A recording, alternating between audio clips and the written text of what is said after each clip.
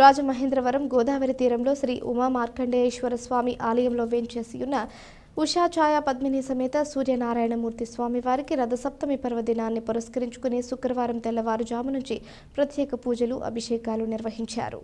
ఉమా మార్కండేశ్వర స్వామివారి దేవాలయంలో వేంచేసి ఉన్న ఉషా ఛాయ పద్మిని సమేత సూర్యనారాయణమూర్తి స్వామివారికి ఆలయ ప్రధాన అర్చకులు పెద్దింటి నీలకంఠ శర్మ ఆధ్వర్యంలో ఉదయం 5 గంటలకు ప్రత్యేక అభిషేకాలు నిర్వహించారు. అనంతరం భక్తులను దర్శనాలకు అనుమతించారు. భక్తులు బారులు తీరి స్వామివారిని దర్శించుకుని తీర్థ ప్రసాదాలు స్వీకరించారు.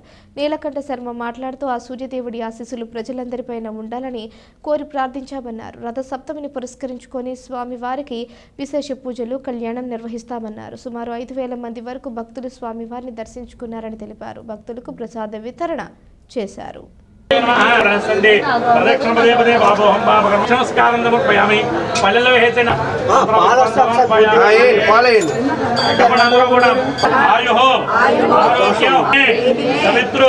సూర్యనారాయణ కొబ్బరికాయ కొట్టుకురండి అమ్మా, కొట్టుకురండి.